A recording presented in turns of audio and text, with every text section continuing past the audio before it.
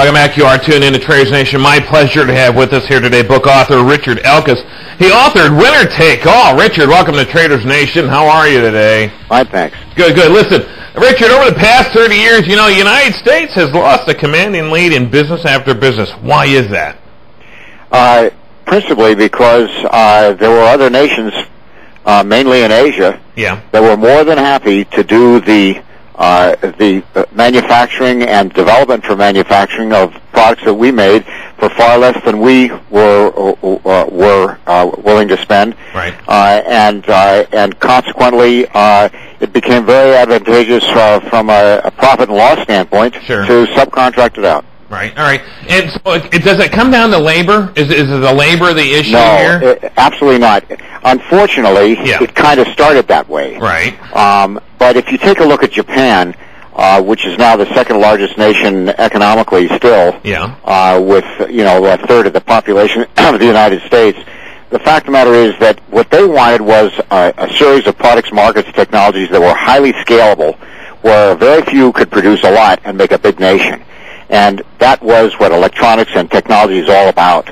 So it starts out a little bit as labor, but ultimately it ends up being tremendous investments in capital equipment and technological expertise, billions of dollars, and that's why it's so difficult to get it back once you lose it. Right. Yeah, it's almost impossible. Would you agree with that? I mean, it's taken decades, literally, because we don't make DVD players, we don't make VHS players, we don't make MP3 players. What do we make? Well, you are absolutely correct. Excuse me. Yeah. You can see it in the automobile industry. A major portion of the automobile industry today is electronics and displays and all kinds of information systems, whatever. To the extent that we're not involved in making that equipment, the companies that do make the automobiles and those ancillary products can put a system together that's better than ours. So the answer is yes, it is extremely difficult to get it back. The problem is that if we don't, we'll lose control of our political destiny. Yeah, I think you're right, absolutely right there. All right, so how can the United States get back into the competitive game then? Well, there are several specific things you can do, but the biggest and toughest thing to do is to convince the investing public that it's worthwhile sticking in for the long term. Yeah. That is, you don't have to have all your manufacturing here. You don't have to have all your engineering here. But if you don't have a significant portion of it, you lose your ability to innovate, to create. And to put that investment here requires a lot of capital, and it takes a while, and it's a big bet. And if you don't do it, which Asia has done, at some point you don't have a choice anymore. Your destiny is gone. So you need something coming from the top, literally from the White House, that says to the country as a whole, hey, it's worth the wait. Right. Almost like, I don't want to say mandate, but it's almost like a mandate, and we really got to get it together. Otherwise, we'll never get it. Well, you're absolutely correct, but the key is we had it so good at the end of World War II because we were so strong economically, politically around the world that we could be highly opportunistic, and it didn't make any difference at all. All right. Now, and today that's gone. All right. I've read that as of July 2008, there are very few colleges that offer that majors in computer sciences, IT, and engineering. Now, what are they teaching these kids in school anymore? I mean, well, and again, I'm giving you my opinion. Yeah. My feeling is today we still have the best university system in the world, and probably as good or better than anybody else technologically as well. The problem is that the university system is able to cater to the world at large, to export their services.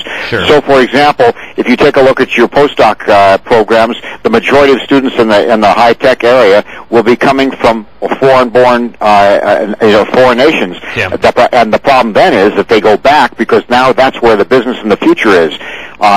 The only way to turn that around is for the leadership of the country to say we're going to stay in this thing and make it worthwhile for our own students to, in fact, pursue a career here. Yeah. Do we have the political muster to do it, though? It seems like the politicians, Richard, they're just thinking on a world basis. Pelosi recently just said, "I'm here to save the world. Who cares about oil?" I mean, who's got the political muster to do it? I am not sure, but I can tell you this. A few more crises like we're going through now, and somebody's got to figure out we've got to do something different, or we won't have anything to do anything with at all. Right. Yeah, I think we've gotten into be a service nation.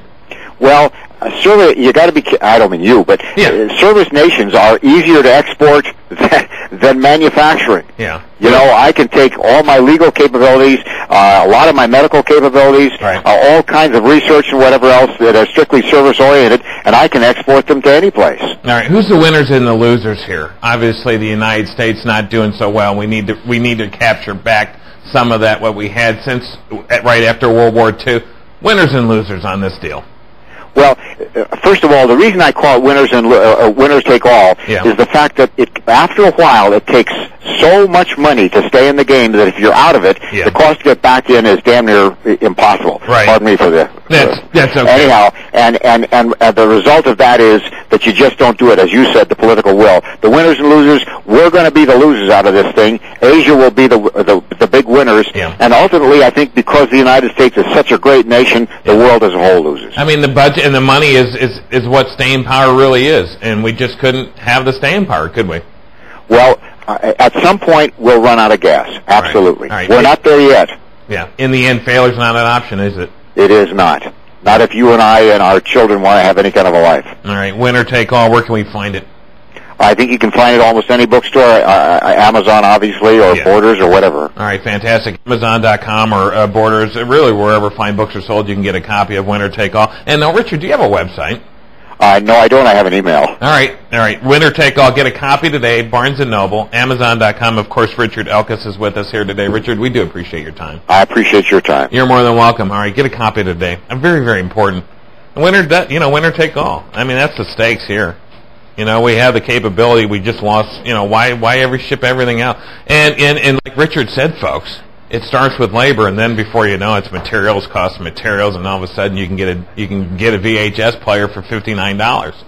Can't make it in the United States that way. So we got to make a decision as a society.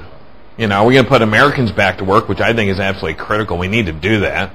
We need to keep building. We need to be manufacturing things in this country. We need to get back to manufacturing. I know we do. Don't get me wrong. I know we do. But we need to do more of it. Just that simple.